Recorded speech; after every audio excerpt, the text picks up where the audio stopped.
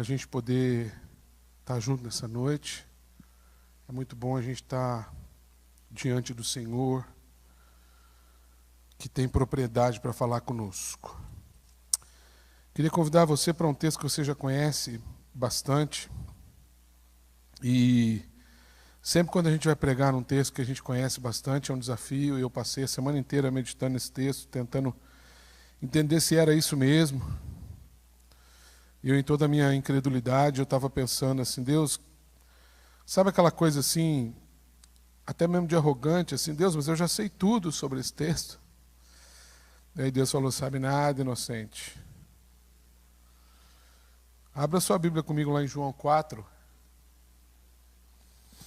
João 4. A gente não vai ler o texto inteiro, a gente vai ler somente até o versículo 18, que é só aquela primeira parte do encontro de Jesus com a mulher samaritana. Quero aproveitar para mandar um abraço para quem está nos assistindo aí, ao vivo, gravação, onde quer que você esteja.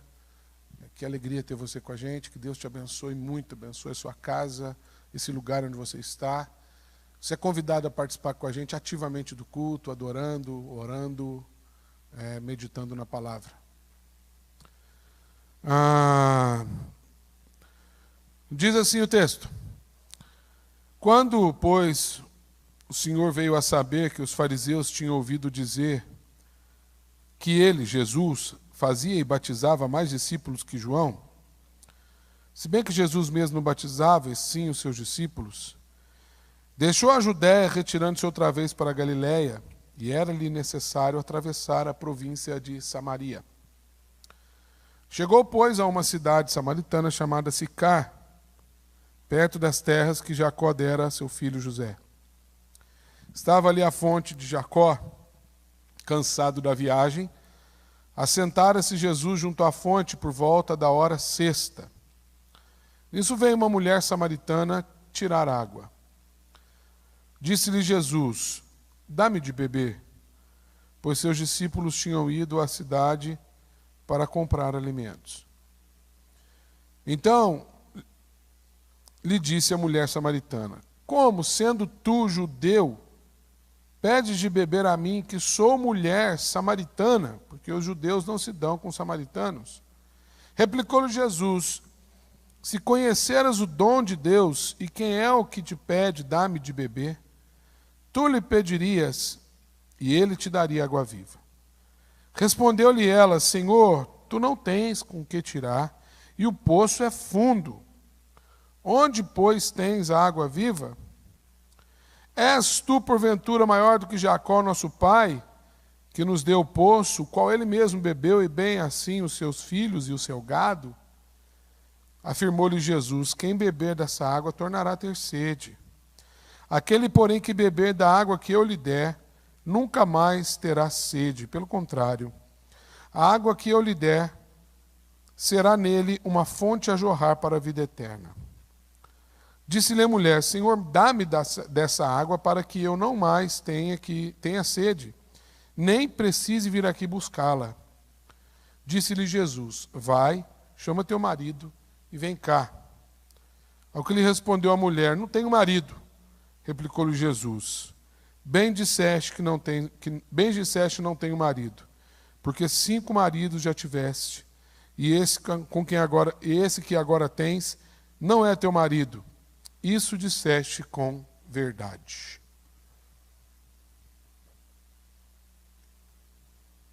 Vamos orar?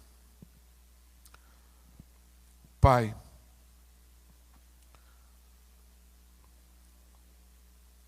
nós viemos aqui para ouvir a tua voz. Se alguém veio aqui essa noite para ouvir a minha voz, que o Senhor tenha misericórdia e abra os ouvidos para ouvir o teu Santo Espírito. E que, ó Deus, apesar de nós, o Senhor possa encontrar aqui corações quebrantados na tua presença, gente que deseja conhecer o Senhor, gente que deseja ser encontrada pela tua misericórdia, gente que deseja conhecer o seu caráter, a sua pessoa. Em nome de Jesus, ajuda-nos, Senhor. Fala conosco mais uma vez, em nome de Jesus. Amém. Bom, como eu disse, esse é um texto que a gente conhece bastante, e só para a gente se localizar novamente no texto, para a gente tentar ter uma visão mais abrangente possível do texto, eu queria tentar trazer para você alguns elementos que compõem este cenário que a gente está lendo. Talvez isso possa abrir um pouco mais a nossa mente, para a gente não ler o texto da mesma forma como a gente está acostumado a ler, né? Bom, primeiramente, o texto é exclusivo do Evangelho de João. Só João narra esse texto, esse episódio, né? Só João traz para a gente esse encontro de Jesus com essa mulher. Mateus, Marcos, Lucas não falam desse encontro. Isso traz para a gente um sentimento de que se tratava de algo muito importante, que João fez questão de relatar. E por que isso? Porque João escreve o Evangelho numa outra perspectiva dos outros evangelistas. É por isso que Mateus, Marcos e Lucas são chamados de evangelhos semelhantes, sinóticos, né? Ou seja, eles estão escrevendo o Evangelho para um contexto missionário. Eles estão apresentando Jesus para gente que ainda não conhecia Jesus. Mateus, Marcos e Lucas. Mas João não. João está escrevendo o Evangelho para a igreja. Gente que já conhecia Jesus. Por isso, a matéria, o conteúdo do Evangelho de João é cheio de episódios exclusivos. Porque ele não está mais interessado em dizer assim, olha, vocês precisam aceitar Jesus. Mas ele está falando assim, vocês precisam conhecer quem é esse Jesus a quem vocês seguem. E aí é interessante que ele começa a usar ele começa a apresentar Jesus como alguém diferente do que comumente se esperava de alguém que se dizia ser Deus. Porque ele coloca Jesus em determinadas cenas, em determinados lugares, daqueles que a gente olharia e diria assim, Deus jamais estaria aqui. Isso é incrível. Então a gente está falando de um encontro de Jesus que no primeiro momento parece que era um encontro assim atípico. Mas o Evangelho diz para a gente assim, quando pois veio a saber que os fariseus tinham ouvido dizer que ele, Jesus, fazia e batizava mais discípulos que João e tal, se bem que Jesus mesmo batizava e sim os seus discípulos. Olha esse texto. Deixou a Judéia, retirando-se outra vez para a Galiléia. E ele diz que era necessário passar por Samaria. Essa palavra outra vez e a necessidade de passar por Samaria é a primeira coisa que eu queria chamar a sua atenção. Primeiro que, geograficamente falando, né, olhando para cá, você tem Jerusalém, Samaria e a Galileia. Você tem aqui em cima o Mar da Galileia, você tem aqui embaixo o Mar Morto. O Rio Jordão que sai daqui e liga aqui, certo? Você tem do lado de cá o mar Mediterrâneo, você olhando para mim, e do lado de cá você tem o Oriente Médio. Então, para você sair de Jerusalém e ir para Galiléia, o caminho normal seria atravessando a Samaria. Mas os judeus, por conta de não se darem com os samaritanos, eles abriram um caminho pelo lado de cá do Jordão, pelo lado direito, né? Ou lado leste do Jordão. É porque eu estou de frente para vocês, então eu estou fazendo essa... E eles atravessavam o Jordão, eles iam por fora para chegar na Galiléia, para não passar por Samaria. Mas o texto diz que Jesus passava outra vez, ou seja, Jesus não ia por esse caminho. Jesus fazia questão de atravessar Samaria. Por isso a palavra era necessário. Aqui é uma palavra geográfica. Tudo bem, a gente pode também, assim, numa leitura do texto, dizer assim, era necessário porque Jesus sabia que lá tinha uma mulher, que tinha um poço. A gente pode até olhar desse jeito, mas no primeiro momento era necessário porque era geográfico mesmo. E isso já começa a abrir a minha cabeça para alguns roteiros de Jesus que confrontam a minha lógica. Jesus enxerga necessidade em coisas que eu considero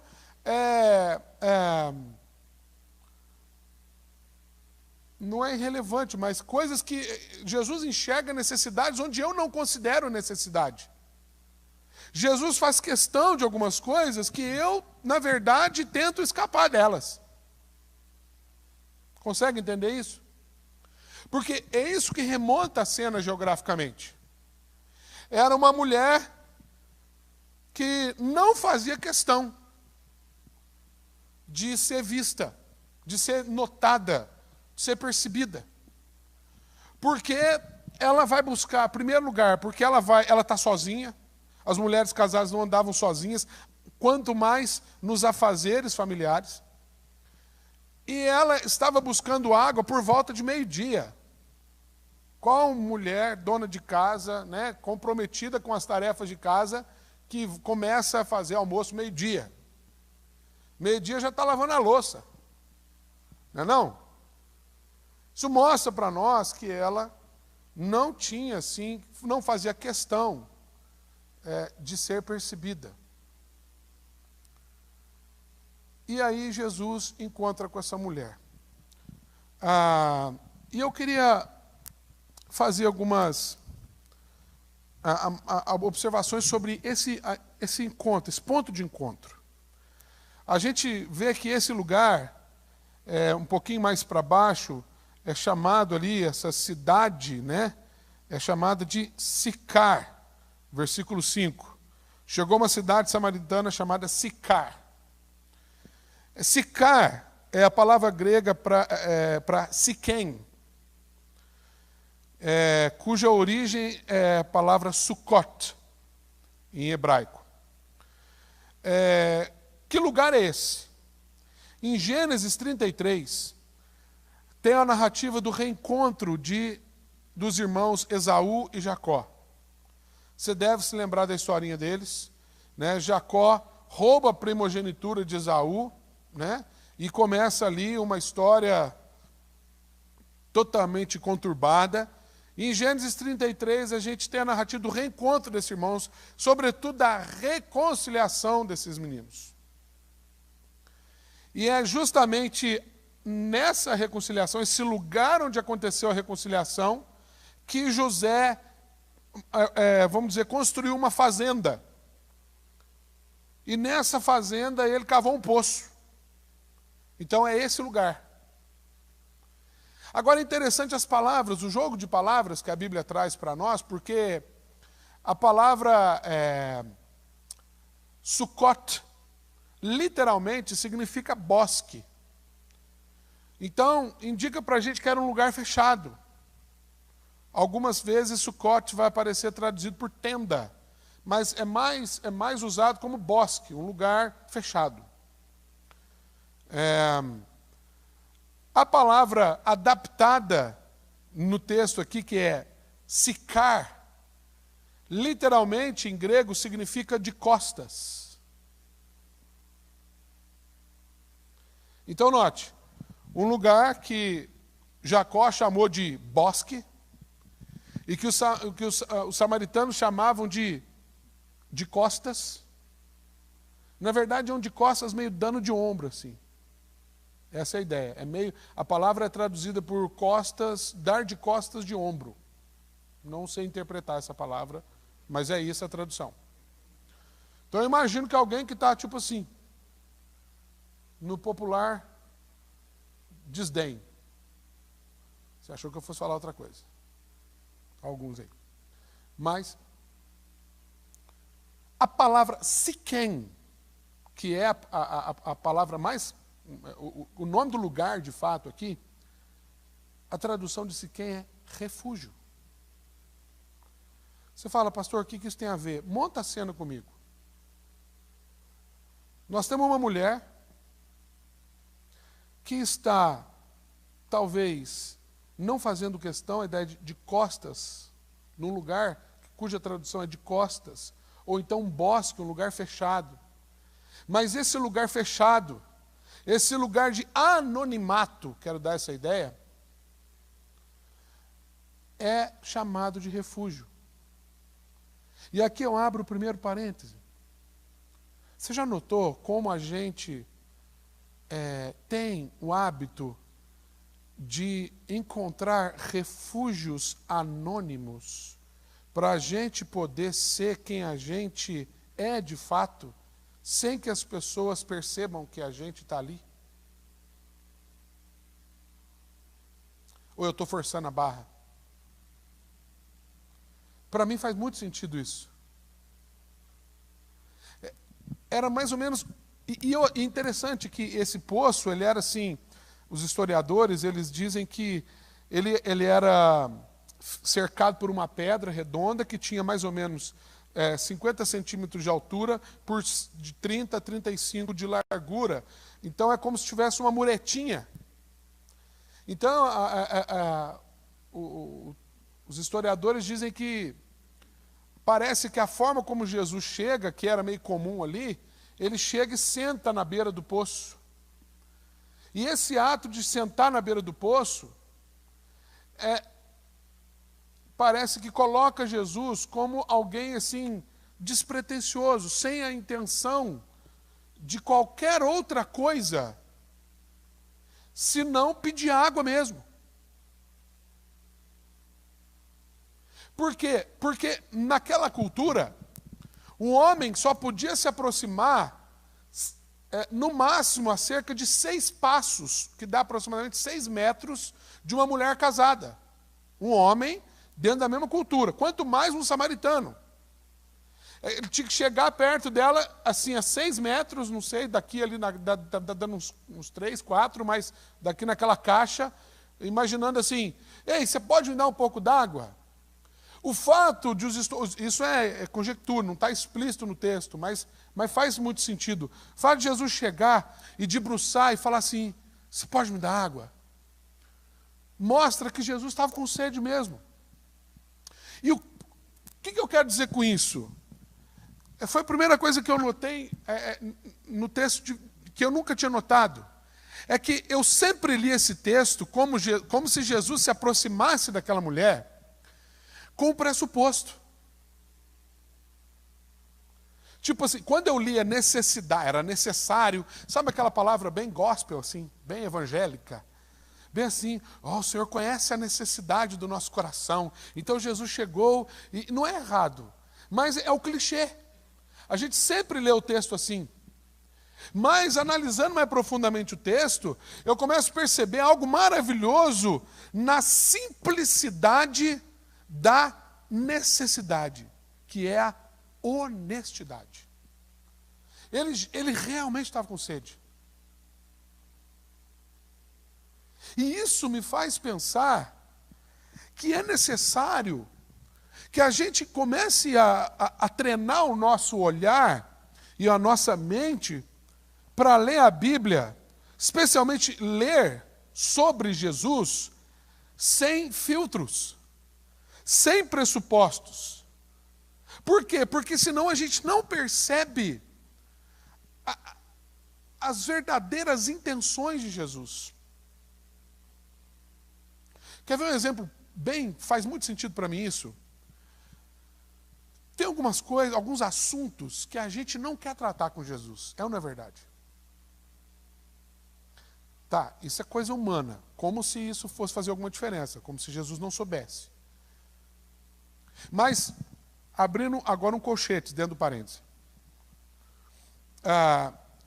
Eu tenho aprendido algo interessante sobre oração. Que eu, na minha teologia calvinista, eu sempre pensei assim, bom, eu vou orar por algo que o Senhor já tem preparado.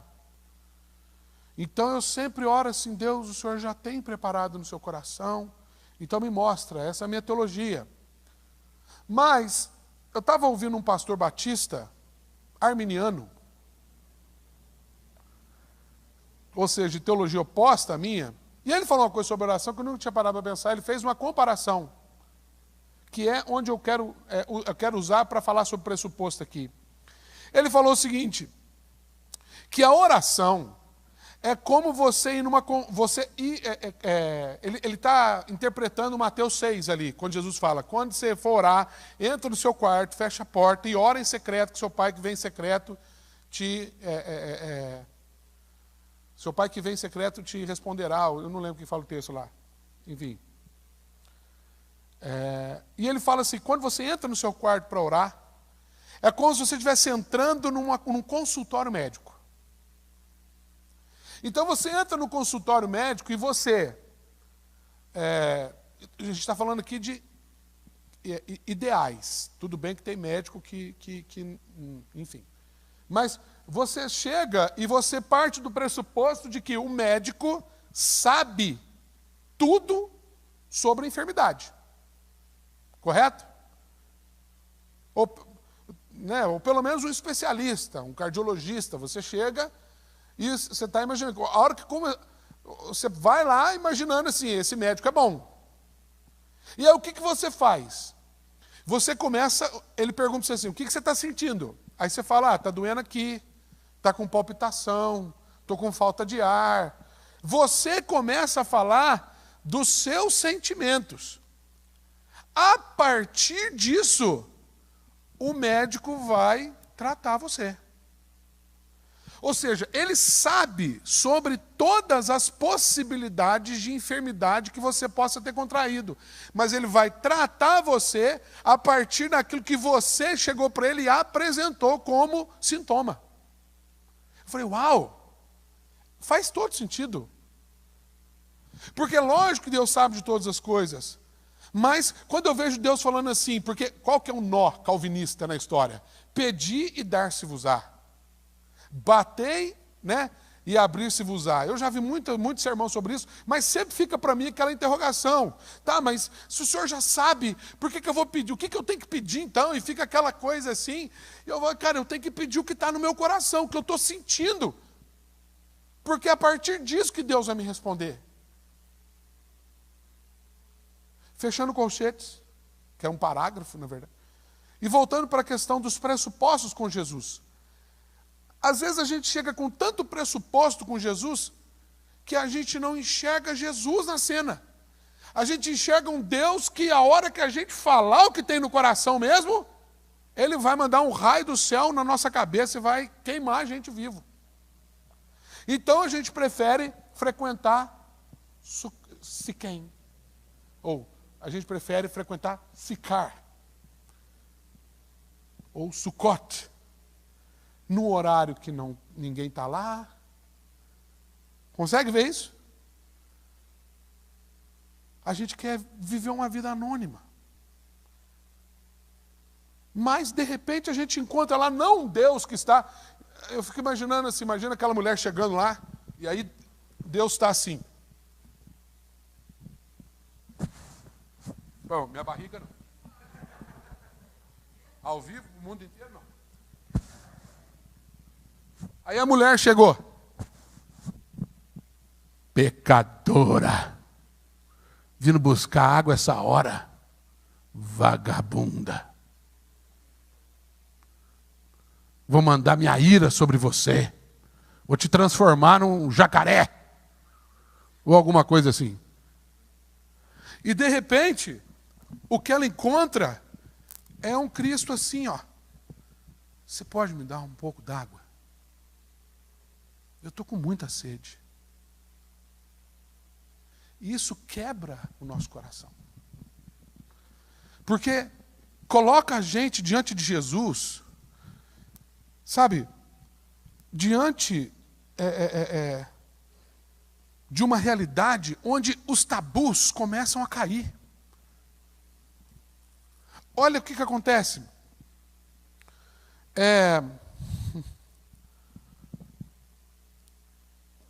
Aquela mulher,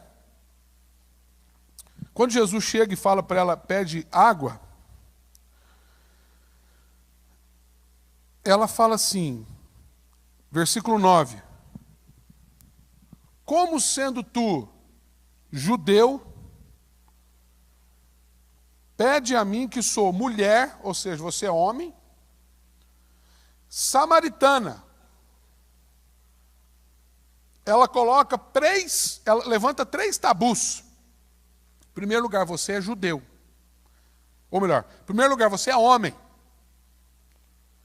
Segundo, você é judeu. E eu sou samaritana.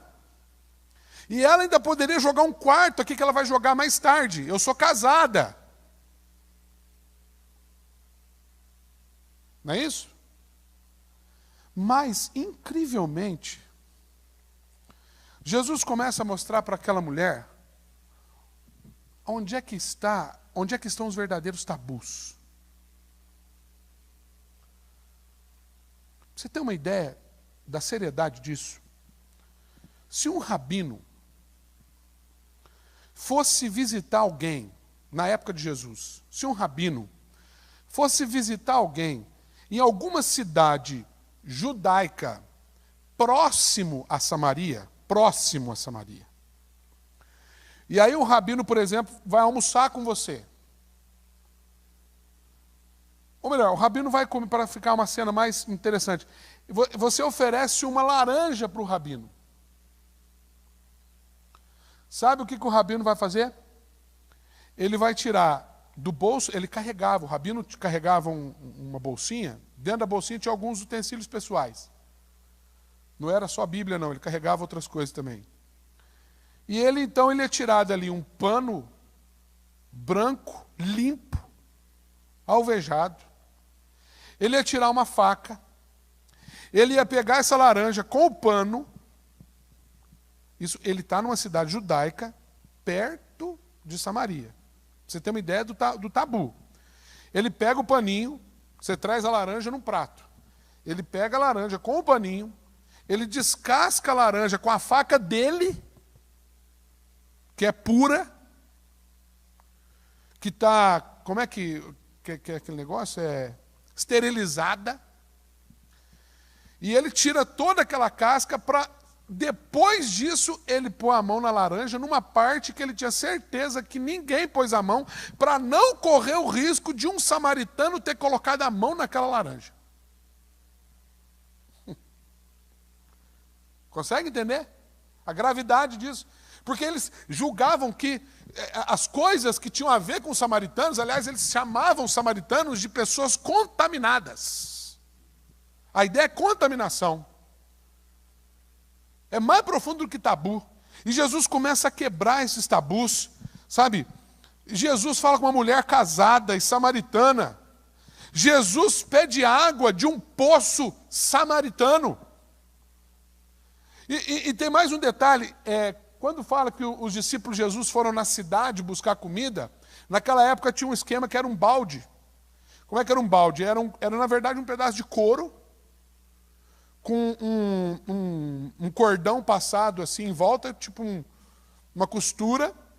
Você descia aquele couro até lá embaixo, ele chegava na flor da água, baixava na água, aí você puxava a cordinha, fechava, né, tipo um saquinho assim, e aí aquilo ali era o balde. Até hoje, se você for nos mercados lá da Palestina, você vai achar esse tipo de balde, eles chamam de balde.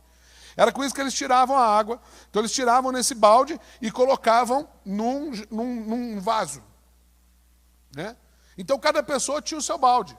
Provavelmente Jesus tinha um balde que estava com os discípulos, por isso que ele pede água. Por isso ela fala, você não tem com o que tirar. Então Jesus não só pede água para uma samaritana, num poço samaritano, e ele queria beber água de um balde samaritano. E note, Jesus era o quê? Culturalmente, religiosamente falando, quem era Jesus? Um rabino.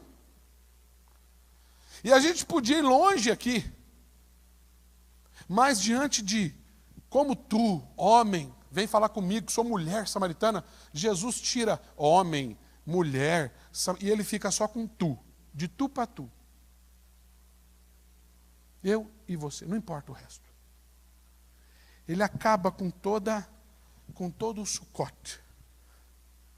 Ele acaba com todo aquele imbróglio cultural. Quero ver o Eric traduzir imbróglio. Eu quero...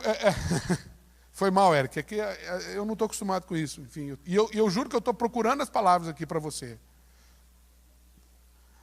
Sabe o que eu vejo aqui? Algo que na nossa teologia, a gente às vezes não percebe, gente. Jesus, ele se esvazia. Você já se deu conta daquele versículo que diz que Jesus, é lá em Filipenses, se não me engano, mesmo sendo Deus, não julgou com usurpação ser igual a Deus, antes a si mesmo se esvaziou e assumiu forma de gente. Né? Você tem ideia do tamanho do esvaziamento de Jesus?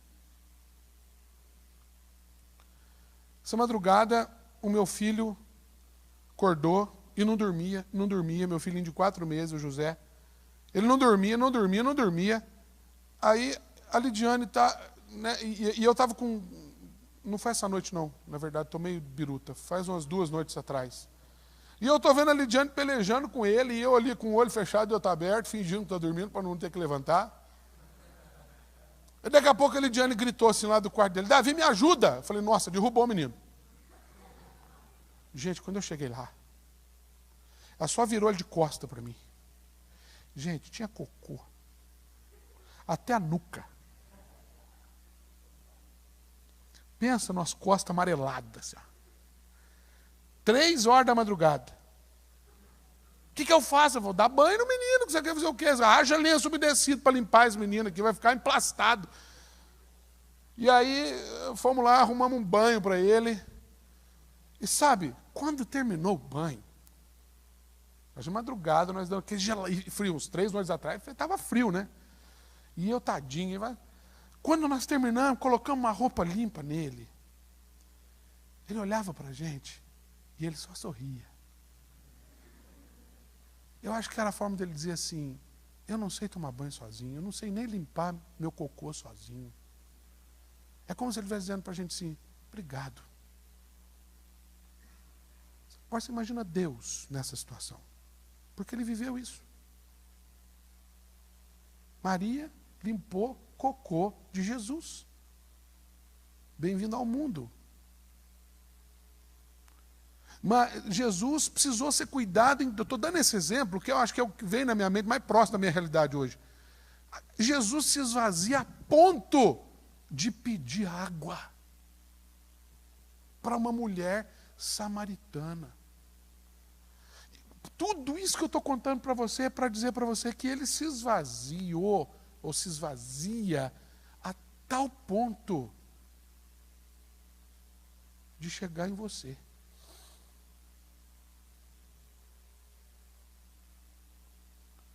Começa a pensar em você. O que justifica Deus vir até você? Vai lá, dá um argumento. Eu sou uma pessoa boa. Uma pessoa boa. Defina uma pessoa boa. Enfim, não quero gastar tempo, não preciso gastar tempo com isso, preciso. Mas por que nos incomoda tanto, então, admitir a presença de Jesus? Por que nos incomoda tanto por que a gente precisa tanto de um Siquém, de um refúgio, para a gente se sentir à vontade? A gente é capaz, a gente se sente à vontade em Siquém, mas não se sente à vontade com Jesus. Tem alguma coisa errada nisso.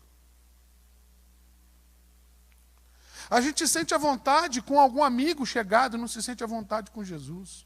Pastor, como que você está dizendo que eu não me sinto à vontade com Jesus? É porque você não se admite. Quando a conversa evoluiu um pouquinho mais, Jesus falou para ela, e eu parei nesse ponto aqui, vai lá e chame o seu marido. Qual foi a resposta dela? Não tem marido. É quando Jesus virasse e falou assim, Davi, então tá, nós vamos falar de arrogância. Quer falar de arrogância? Eu vou virar para você, por quê? Tem algum arrogante aqui, por acaso? Quem que é arrogante aqui? Que conversa é essa? E aí você vai fazendo a transposição para a sua vida. Sabe, o que acontece aqui, gente, é que Jesus usa uma palavrinha que ele fala assim, ele chega e pede água, como sendo tu, judeu, tal. Versículo 10, replicou-lhe Jesus, se conheceras o dom de Deus, e note aqui o pronome, quem? Quem é pronome, né? Quem é o quê? Quem, o quê, é o quê? É judeu, hein, gente? Eu não sei. É pronome, não é pronome? Quem? A palavra quem? Obrigado. Não, é que eu quero dizer que ele não fala assim, dom. Na minha cabeça, por que eu estou querendo dizer isso? Que a minha burrice não me deixa aqui lembrar da parte do português. Mas ele fala assim, se você conhecesse o dom de Deus, automaticamente a minha cabeça vai pensar em qual dom, o quê? E ele fala, se você conhecesse o dom de Deus e quem é? Entendeu o que eu estou querendo dizer? Ou está muito difícil? Jesus não está falando aqui para ela que dom é algo, mas alguém. Tá? Se você conhecesse o dom de Deus e quem é o que está te pedindo água, você que lhe pediria e ele te daria água viva. A palavra dom aqui me chamou a atenção, porque eu falei assim, bom, quando eu penso em dom, automaticamente eu penso em graça. Eu penso em algo que eu recebo. Aliás, a palavra dom, é traduzida para nós por dom, nas cartas de Paulo, é caris, que é a mesma palavra para graça. Quando eu fui no texto original aqui, eu falei, mas onde é que está a graça no dom nessa palavra aqui? Não batia. Aí eu encontrei outra palavra, que eu confesso para vocês que essa eu não conhecia em grego, que é a palavra doreia. Ele não usa caris, ele usa doreia. Caris tem a ver com graça porque tem a ver com algo que a gente recebe. Mas Jesus está usando uma palavra aqui que é traduzida por dádiva. Logo, ele está falando de algo que é para ela dar. E não para ela receber. Jesus não está falando, eu vim trazer algo para você. Ele está falando assim, eu vim aqui para que você aprenda a dar algo para alguém. Uau! É isso que ele está dizendo para ela. Porque na leitura convencional, você fala assim, se você soubesse, o dom chegou, o poderoso chegou, porque na cabecinha dela, ela ouviu isso assim, bom, então me dá dessa água, mais para frente ele vai falar, olha, você pediu, essa água nunca acaba, então você vai me ajudar um tanto, eu nunca mais vou ter que vir aqui buscar água, acabou o meu problema. Porque, naturalmente, pensando naturalmente, era isso. Você vai me dar algo, mas Jesus está falando para ela assim, não. Se você percebesse a dádiva que está diante de você, Jesus está dizendo assim para ela, se você percebesse a oportunidade que você está tendo,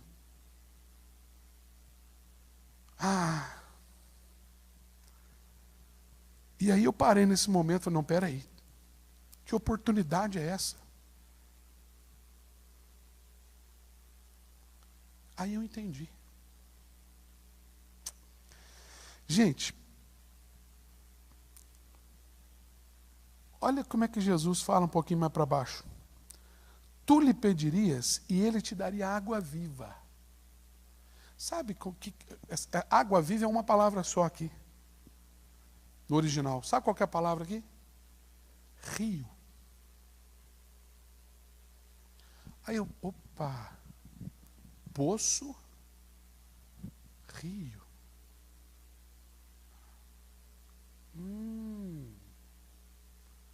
Matei a charada.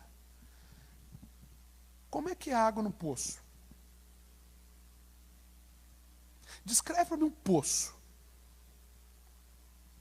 Buraco. Sabe? Não quero forçar uma hermenêutica aqui não, mas vamos. Como é que é um poço? Buraco.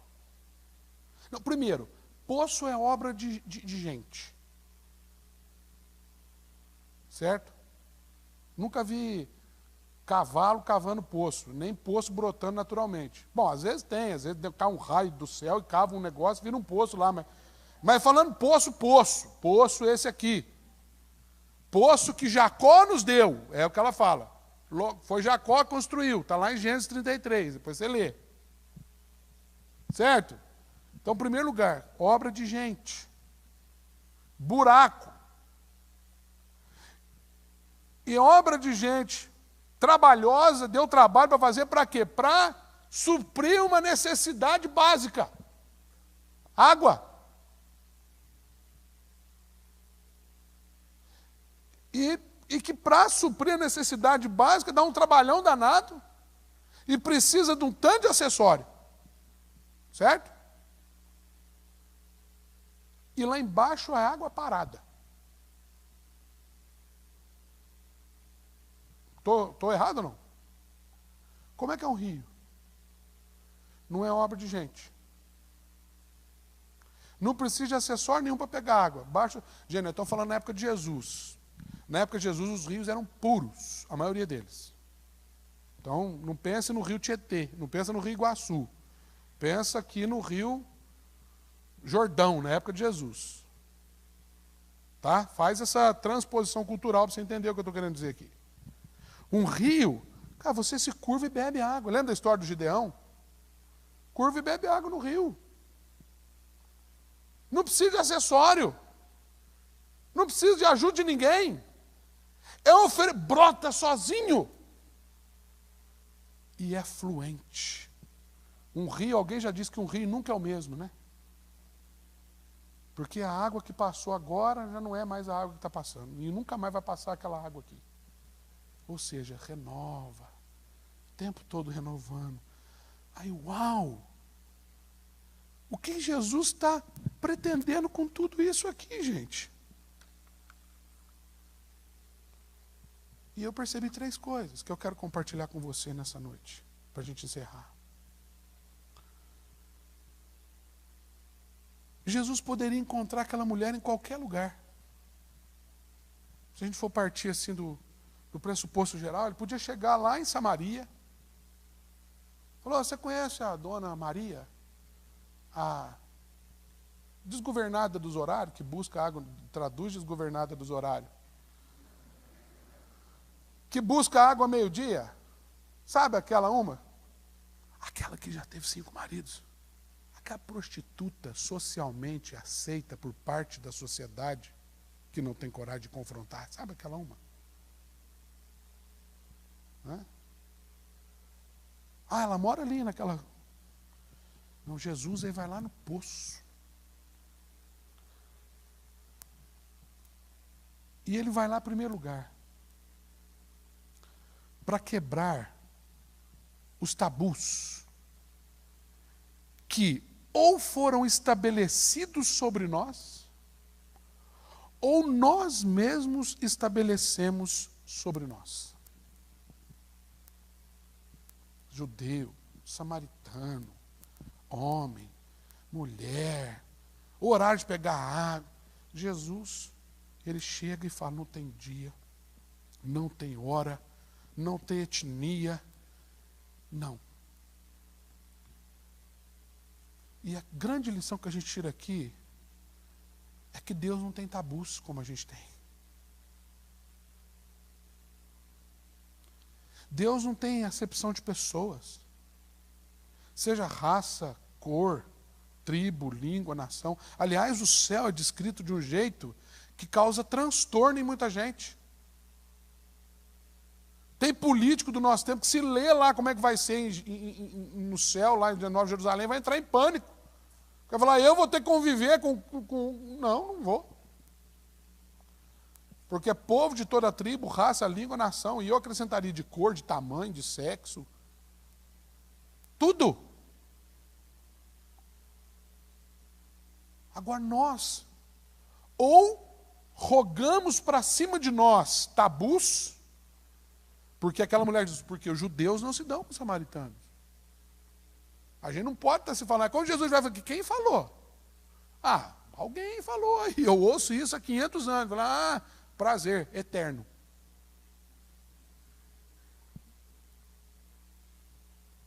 Não tem tabu. Ah, não, mas foi Jacó, mas foi lá atrás a história lá de Judá, de Israel, começa a gaguejar e Jesus fala, não, minha filha, é tu e tu, é eu e tu. É eu e você. E é assim que Deus te olha. Deus não olha para você a partir dos tabus que te classificam ou que você autoclassifica sobre si mesmo. Ah, Jesus, mas eu sou uma pessoa tão complicada. Ele vai falar, jura? Pergunta para meu pai para você ver, sério? Seu pai é mais complicado que você, eu conheço ele. Sua mãe, então, nem se fala. Então, quer dizer, desce, senta na beira do poço para falar com Jesus. Fica olhando, fica esperando chegar no poço e encontrar aquele Deus que eu, né? Da barriguinha de fora, da pochete de fora. Sabe? Você vai, pode ser, deixe Deus surpreender você a respeito de você mesmo. Segunda lição, por que Jesus criou toda essa situação? Para virar a página amarga da história daquela mulher. Onde é que a gente vê isso no texto? Depois de toda essa conversa. Assim, parece que Jesus conversou todo esse negócio aqui para chegar nesse ponto. Versículo 16, depois de ter falado sobre a água, sobre o poço. Ah, e tem uma observação que eu esqueci de fazer aqui. Note que a mulher, eu acho que ela deu uma trucada com Jesus. Traduz trucada. Ela deu uma... Jesus falou assim, se você conhecesse o dom de Deus, e quem é que está te pedindo de água, você pediria, e ele te daria água viva. Ah, sério, você não tem nem como pegar água, vai querer falar para mim sobre me dar água, menina, essa água aí. Não sei se você já reparou isso no texto que eu vou te falar agora. Lógico que já, eu que não tinha reparado. Essa água aí, você vai ter que continuar voltando aqui para buscar. Se você beber da água que eu tenho para te dar, você nunca mais vai ter sede. Qual foi a resposta da mulher? Olha aí na sua Bíblia, versículo 15. Então me dá. Se eu fosse Jesus, pegadinha do malandro. Se eu fosse Jesus, eu ia falar assim para ela, então, você precisa ir para a igreja. Matricular-se na classe de catecúmenos. Fazer sua pública profissão de fé, se for de outra religião, batismo. Tornar-se membro da igreja. Frequentar o GEBS. Certo? Começar a fazer discipulado com alguém, depois você marca horário comigo, com a secretária. Aí, quem sabe, eu te dou um copinho d'água. Se eu for Jesus. Surpreendentemente, Jesus não falou que não para ela. Jesus não falou, isso é pegadinha. Isso significa o quê? Que de fato Jesus tinha algo para aquela mulher que ia suprir todas as carências dela. Em outras palavras, ele fala assim, vai lá, chama o seu marido. Jesus falou assim, então vamos conversar sobre o verdadeiro problema? Porque o seu problema não é água, minha filha. O seu problema é caráter. O seu problema não é ter que vir buscar água meio-dia, se escondendo dos outros. O seu problema é que você carrega uma vergonha. E que nem você suporta. Vamos falar sobre ela? Eu sei, isso assusta. Mas o que Jesus está querendo ali é virar essa página. Porque eu não li o texto, se você for ler o texto, Jesus começa a tratar a coisa com graça, pura graça, que a mulher na sequência aqui, depois você lê o texto em casa de novo, se você quiser, ela fala, eu não tenho marido. Jesus fala, 1-0 para você. Agora a gente está falando a mesma língua, você já teve 5, esse agora não é seu marido. E isso, curiosamente, não espanta a mulher. Porque ela, em vez de virar para ele, e isso agora a gente não leu esse texto, então desculpa estar citando esse texto, o restante, mas eu imaginei, a mulher ouvindo isso de Jesus, ela ia falar assim, quem é você para falar que eu nunca tive marido? Que falta de respeito é essa com a minha família? Ele é meu marido, sim, pai dos meus filhos e tal. A mulher não tem argumento. Quando Jesus fala para ela assim, 5 maridos, aí se você falou com verdade, qual foi a resposta dela? Você lembra disso? A gente não leu, mas ela fala assim, você é profeta. A verdade não causou retração, não fez com que ela recuasse. A verdade fez com que ela desse um passo. Você percebe isso? O cara fala, não, peraí. Você é profeta. Nossos pais adoravam aqui e tal. E aí a história vai até que Jesus se revela para ela. O que a gente precisa entender, quer dizer, que quando Jesus começa a tratar com áreas amargas da nossa vida, ele não está querendo expor a gente para nos ferir ainda mais, mas ele quer se revelar para a gente como alguém que vem trazer cura, restauração naquela área. Mas para isso é necessário tocar no ponto. E ele vai lá para isso. A conversa do poço é um argumento para tratar com a dignidade daquela mulher. E só para forçar um pouquinho mais o texto, que eu não li, mas só para lembrar você no final da história, no começo do texto, nós temos, você tem ideia de como isso aconteceu de modo profundamente maravilhoso, é que aquela mulher no começo do texto vai buscar água no poço meia-noite, meio-dia. Midday, no, midnight, não, midday. Midday. É um mineiro falando, um texano falando. Midday. Então, ela vai buscar água meio-dia, né, alegoricamente, presbiteriano não pode ser alegórico, mas você, descosta, como dizia o seu boneco, escondida. E ela agora volta, no final do texto que ela faz, ela se expõe. E ela chega na cidade anunciando, gente, eu achei alguém, eu acho que ele é o Messias. Ela agora não está preocupada se ela era prostituta, se ela não era, se ela buscava água meio-dia, se ela buscava água... Acabou.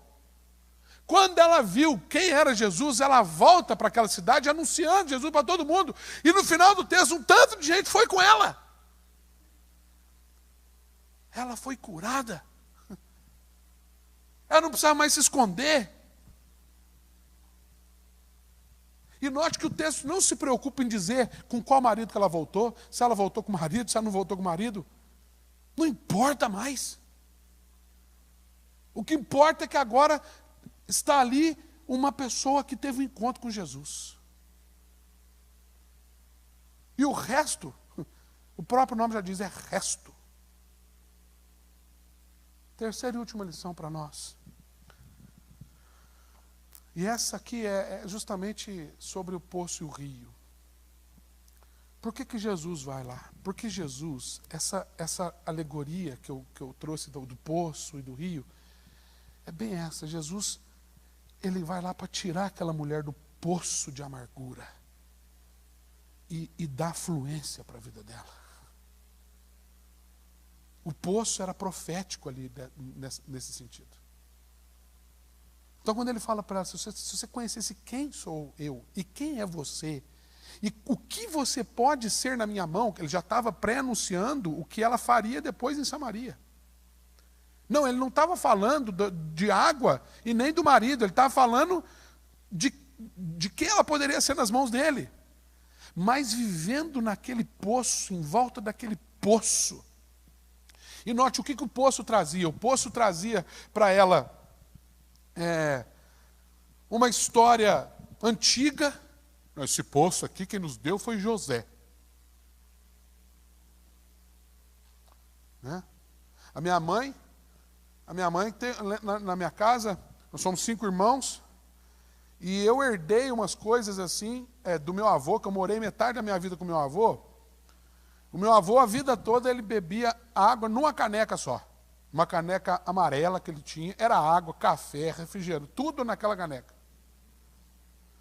E meu avô era tão radical com isso que uma vez o meu irmão foi buscar água, a gente estava assistindo um jogo de futebol, o meu irmão foi buscar água na cozinha e gritou lá assim, vô! Não, aí o vô gritou assim, ô Miguel, a hora que você voltar, você traz água para mim? Aí o Miguel gritou assim lá, você quer que leva na caneca? Meu avô gritou assim, não, joga no chão e traz com o rodo. E virou para mim e fez assim, traga na caneca. Eu falei, vô? Sabe aquela coisa, como se fosse a coisa mais absurda do mundo, trazer uma água num outro copo. Não, tem que ser naquela caneca. E eu herdei essa coisa, não essa brutalidade, mas a exclusividade em alguns utensílios. Então, quando eu vim para Curitiba, a minha mãe até hoje tem lá.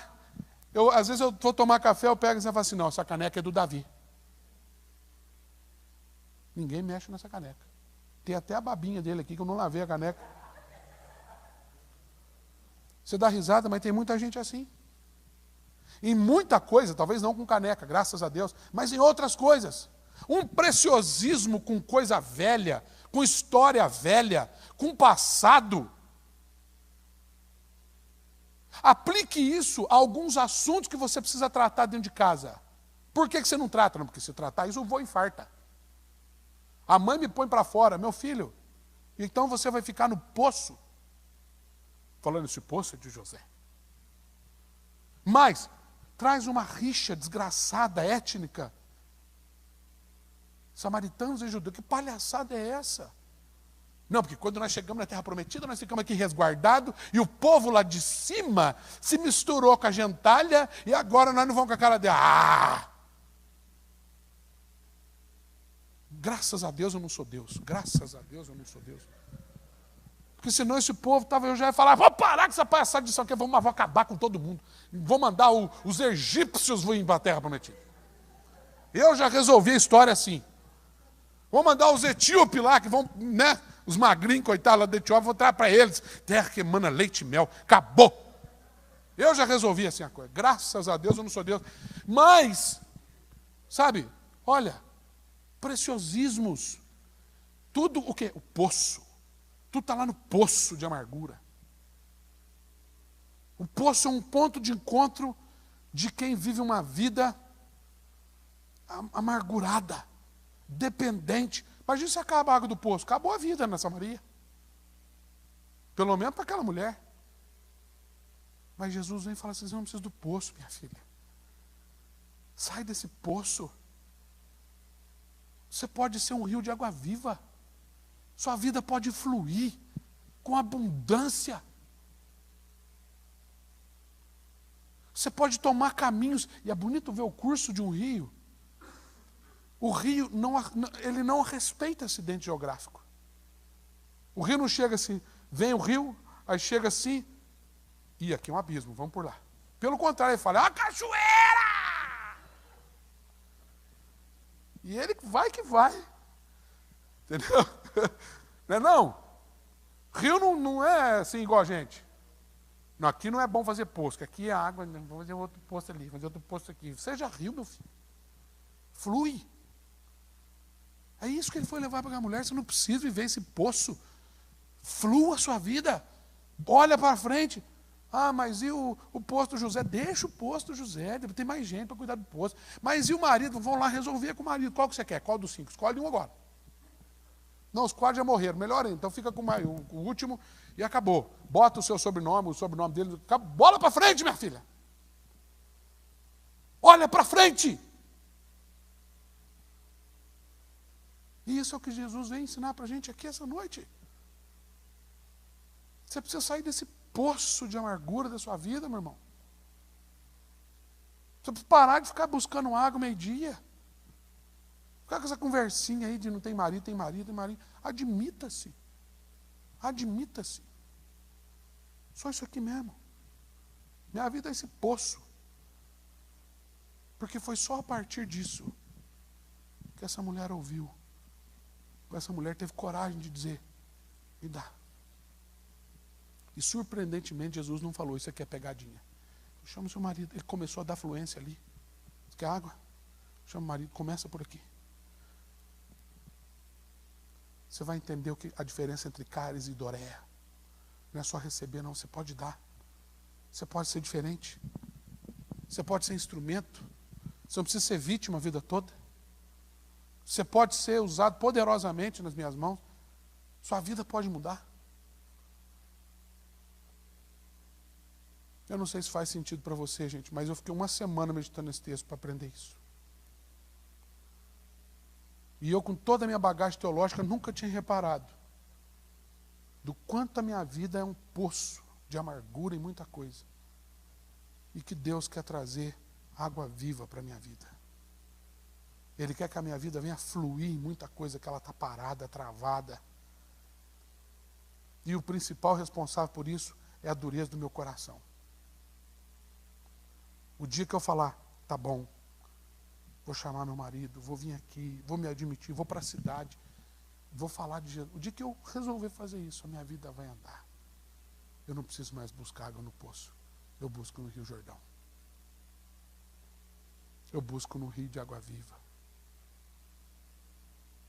E é incrível para terminar, essa alegoria bíblica.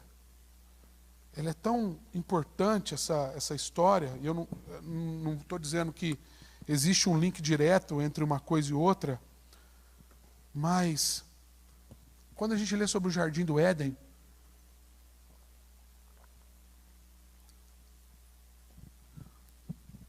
a gente só consegue ter ideia de onde, mais ou menos, geograficamente falando, era o Jardim do Éden, por conta dos rios.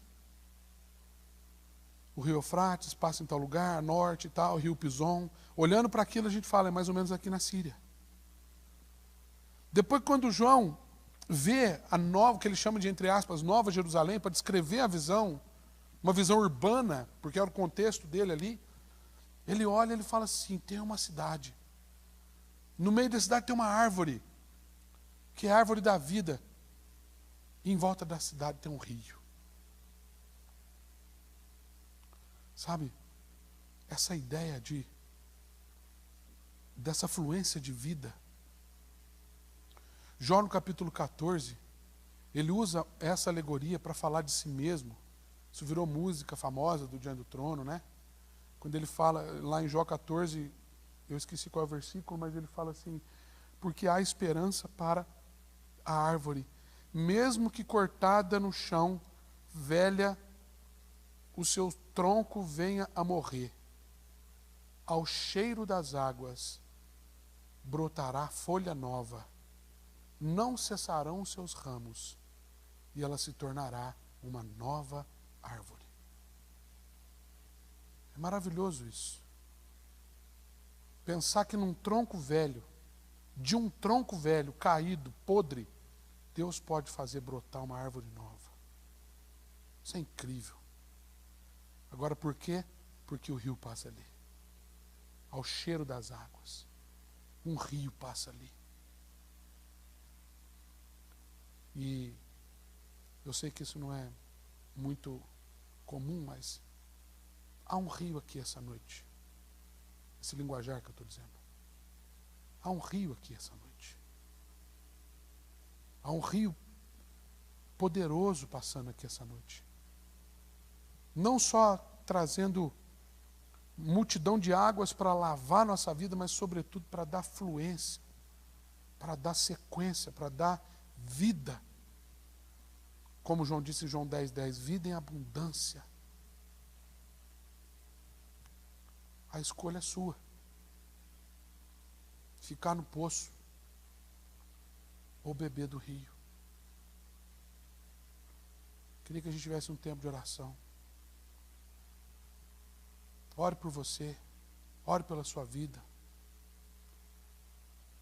Talvez o Espírito Santo esteja falando no seu coração: meu filho, vamos lá.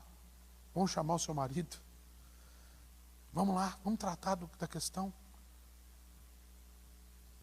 Talvez essa noite o Espírito Santo, com toda essa mensagem, tenha falado assim: olha, chegou o dia. Foi necessário. Você podia estar, Jesus podia ter ido em qualquer outro lugar. Lógico, Ele está em todos os lugares, mas Jesus te trouxe aqui nessa noite para encontrar você no poço e dizer: vamos para a água viva.